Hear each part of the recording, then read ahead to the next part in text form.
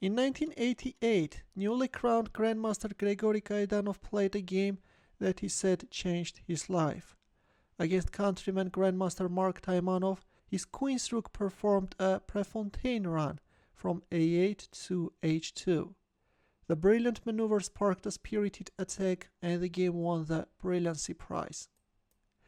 Hello chess lovers, Zoran here, and in today's video I want to share with you that brilliant game played by Soviet chess grandmaster Gregory Kaidanov. Kaidanov is on the black side and he's playing against his compatriot, former Soviet champion, 2 times world championship candidate Mark Taimanov. This game was played in 1988 in Belgrade at World Cup Open. Taimanov opened up with knight f3, to which Kaidanov answered with d5. b3. In the style of Larsen's attack, Taimanov is fianchettoing the queenside bishop, which later can put a useful pressure on opponent's kingside. At the same time, by choosing this line, Taimanov is like sidestepping the main theoretical battle in order to test his young opponent in uncharted territories. Knight e5 attacking the knight on c6, but here Kaidanov castled kingside and offered a pawn, but the pawn sacrifice was not accepted here. White bishop retreated to e2. Let me tell you that bishop takes c6 is also playable, but in this case black can gain a pretty nice counterplay, and yes, all in all we have an equality. I don't want to delve too deep into this sideline. There are countless lines, that's why let's better proceed with the game. So after b takes c6, we have bishop e2 and rook e8.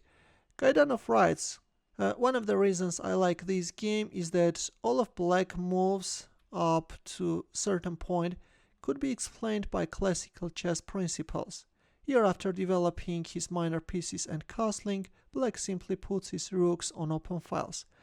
White castled kingside, and this time we have rook b8. This is the start of a very bold rook maneuver. This time we have rook b4, and after white developed his last piece, black rook jumped to h4, attacking the pawn on h2. White neutralized the threat, and now what? How to proceed? Here we go. Instead of touching his rook, Kaidanov played knight g4. The rook is untouchable because in that case white's position can collapse very quickly. You know, if knight f3 then check, knight king h1 then queen h5, and then a discovered check can follow, then black can switch his rook into the attack.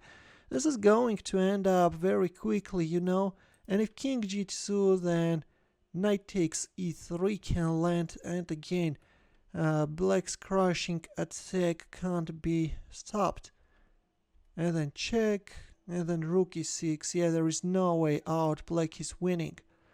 That's why after knight g4 instead of g takes h4, white hurried to get rid of the knight. Bishop takes g4, attacking the queen, f3, and now what? At the moment we have 2 hanging pieces. Here we go. Are you ready for this sacrifice? Rook takes h2. What a brilliant move, guys. White accepted the bishop sacrifice. If king takes h2, then queen h4 check is coming. And yeah, checkmate is just a matter of moves. That's why after rook takes h2, we have f takes g4. And there came the second rook, rook takes e3. Again, this rook is untouchable. That's why in here white actually made a very interesting move, played bishop f6.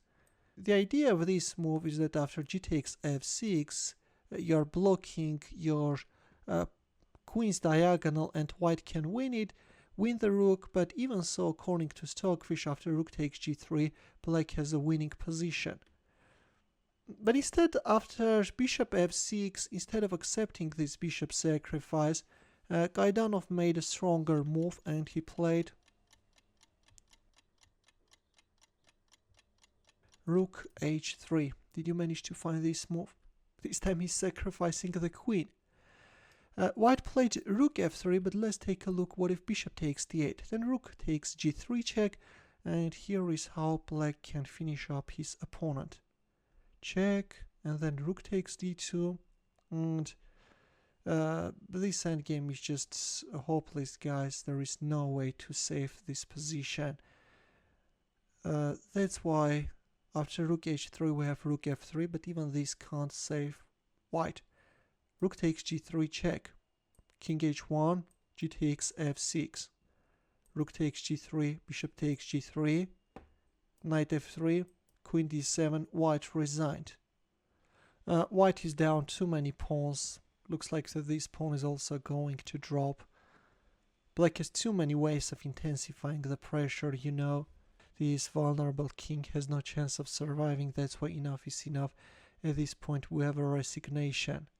Kaidanov writes, this game was awarded a brilliancy prize of $4,000, at the time the largest in chess history. Yes, I agree that this game deserved a brilliancy prize, and I'm sure that you also enjoyed it. Feel free to share it with your friends as well, let them know about this beauty. In the end, the chess puzzle for you where the task is to win with the white pieces. As usual, we'll wait for your answer in the comment section. Thanks for watching, we'll see you in my next video. Take care.